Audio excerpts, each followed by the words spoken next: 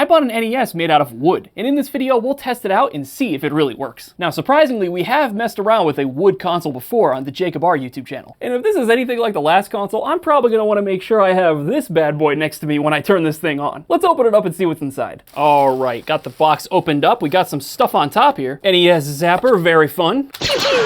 We have an NES controller right here. It doesn't feel amazing, but it's not the worst NES controller I've tried to use. Looks like we have a power supply down here. It's a third-party one. It's very, very light. Ooh, also looks like I can use it on a Super Nintendo as well. Kind of cool. And then this must be our console. Oh my God, guys, I got it out of the bubble wrap. Holy crap, this thing is huge. It's got such like a nice, authentic wood texture to it. Like it's, I don't know, it's not like dirt cheap wood like this console I have here. This bad boy is an OG Xbox that's made of wood that we had on our Jacob R channel, and this thing's a machine. I'll give it that. The lid comes off, so that's exciting. See, look at that. Woo, look at that. You get exposed electronics and stuff that may or may not pose a bit of a fire hazard. This feels like you could just punch a hole right through it if you flicked it too hard. This behemoth, this feels like it was made out of like a coffee table at some point. And honestly, on first glance, it doesn't even look like a console. Like, look at the side of this. You can kind of see through it a little bit and see some things, but oh God, it's falling apart on me. What is this piece? This is just like attached to the front, and I guess it just covers up the buttons and the controller ports and your little cartridge slot there. Bro, it still has a working like cartridge tray. That's incredible. These buttons kind of work the way you would expect. Yeah, they do. They're kind of hard to push because they're like on the very bottom and you have to like awkwardly get around this ridge, but that's so cool. And looking inside of there, yeah, I can kind of see there's a console, but it's so clean looking. Like, this honestly is such a cool design. Okay guys, I dug out an NES from my closet, and as you can see, this thing is so much larger than an actual console. And then looking at it from the front, you can get even more of a sense of just how much taller it is. It's honestly like 1.5 NES consoles tall. Just look at this. The NES is not like a small console, but this thing, it's gigantic. Anyway, moving on to the back, we have a few more holes here. I assume that's just for like ventilation. And then we have some ports on the back. And then on the other side, here's our AV port, which had to be on the side of the console because that's how the original NES is designed. On the bottom, we have something interesting going on. Are these just more ventilation holes? Like, what is the exact purpose of these? Now, I do see 2 screws right here. That would suggest this thing could be taken apart, but I really don't want to break this because first impression, this thing is so cool. Now, an important element of this console, you might think it's kind of expensive, right? That seems like it'd be a bit pricey. 150 bucks.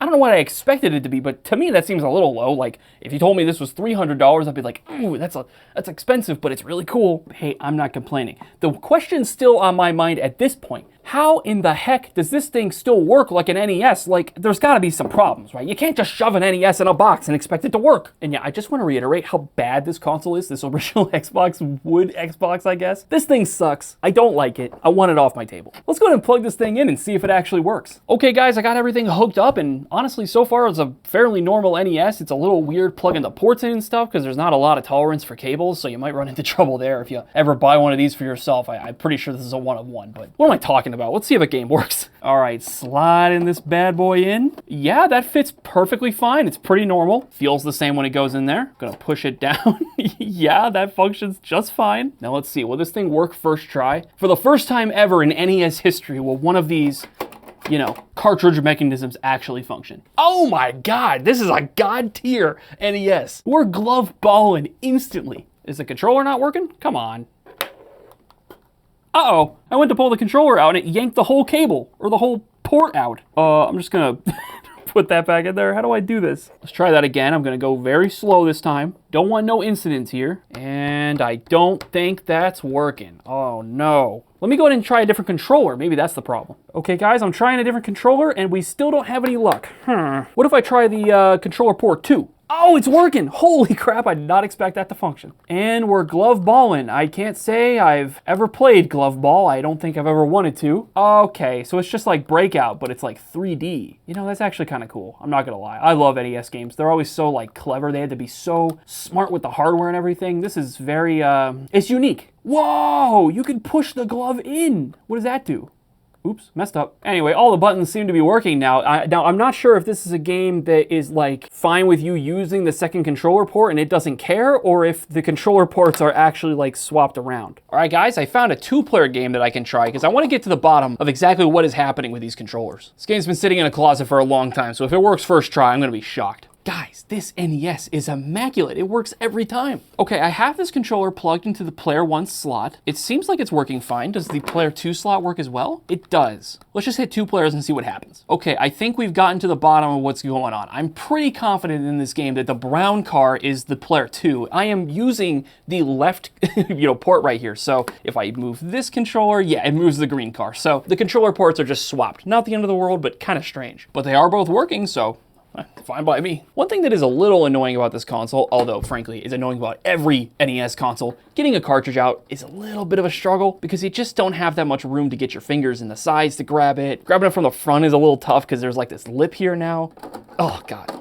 Yeah, that was pretty tough. Let me compare that whole experience to a real NES real quick. Yeah, I mean, everyone knows that getting a cartridge out of an NES is a pain, but you can pretty easily still grab that front lip, and I have plenty of room to get my fat fingers in the sides to, get it out that way if I needed to. Let's just try a few more games, why not? Oh, we have our first game that didn't work first try. We got the gray screen. Now, this does confirm that the 10 NES chip was taken out, which is confirmed in the description. Basically, the console will be blinking a lot right now. I'm pretty confident if that was not removed. What happens if I try to play it, with the cartridge angled out at me? Sometimes that works on these consoles. Yeah, not working. I'm more inclined to believe the game is a little dirty based on the performance of this console so far, though. All right, one last game. We got a black screen this time. That's different. Reset button works, by the way. And I gotta say, despite these being like weird wooden buttons, they push in perfectly. Like there's no weird resistance or anything. They feel pretty nice. Oh, there it goes, actually. It was working this time for some reason. And yeah, sure enough, that first controller port doesn't work, but the second one works fine. All right, we killed the bat, we beat the first level of Castlevania, the console's working fine, no issues, no hitching or anything. And shockingly, or perhaps not surprisingly at all, the console has not lit on fire yet. All right, now I'm gonna very carefully remove the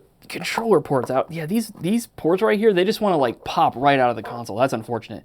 Ooh, yeah, this one does the same thing. Look at that. Were these supposed to be like glued in place? It doesn't even look like there's any glue like residue on the outside or anything. The real tragedy here is that I feel like this is a pretty fixable issue. As you can see, there's this little like lip here on the top of the controller ports, and on the actual console, that lip is to prevent this exact issue. When you're pulling out the cable, the lip stops the whole connector from pulling out of the console. So if you just put this little lip behind the wood panel here, would that fix the problem? I guess I can open it up and try to find out. I'm gonna go ahead and take these screws off and see if the console just cleanly opens up. Okay, that's one very large screw out of the console. Both screws are out. I'm gonna be very gentle here. Okay, the top part is coming off and it's very dusty in here and has like spider webs on the inside. How did that happen? That was kind of gross, but honestly, that opened up a lot easier than a normal NES. All right, so I have both of the controller ports out now. Unfortunately, it's not gonna be quite as simple as I hoped because if I try to put the controller port in from the back, there's not really enough room for it, and it basically would just create an opposite problem where the controller port would get stuck inside of the console instead of like pulling out from the outside. So the solution here is either to like redesign the cutouts, or you could probably just glue the port to the front of the console. But I can at least make it so that the port numbers line up how you would expect. There we go, I got those put in there properly now. Let's go ahead and test it and see if that actually worked. But first, I guess I can clean out the dust from this thing. Oh no!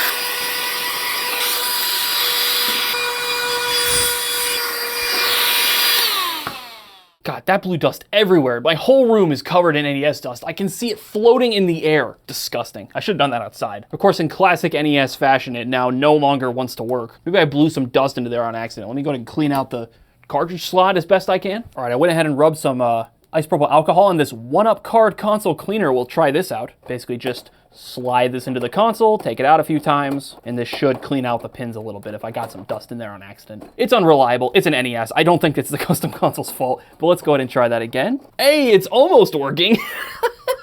It's an NES, this is what happens. Oh, and sure enough, if I hold it at an awkward angle, it works. If I push it down all the way, oh, it starts to freak out, but okay. I'll just hold it right here. You guys ever have to do this? Find like a quarter or something to like hold the game at a very specific angle so it'll work. But let's see, is my controller thing working? Let's launch up 2 players. Controller on the left here should be player 1 now. And sure enough, it is. Is the second player working? Yes, it is. Awesome. All right, what happens if I push the cartridge down all the way now? Oh yeah, that's glorious. Oh, It froze the game, but it almost looks like it's working now. Oh, it is working. Let's go. Hey, this 1UP card cleaner kind of did its job pretty nice. Not sponsored, just a cool product. Overall, though, I gotta say, the craftsmanship on this console is pretty nice. There's some glue and stuff, but like, it's nice, thick wood. It looks really elegant from the outside. All the problems I'm having with it are really just the nature of an NES console. Other than the dust, that was pretty gross. Probably could have cleaned it out a little better. Anyways, guys, I hope you enjoyed this video. Let me know down in the comments what you think of this custom wooden NES. And if you want to see another video with a Nintendo console that has also been modified, although it's from China and it had some really weird things going on, click this video. One of a kind DS, that's for sure.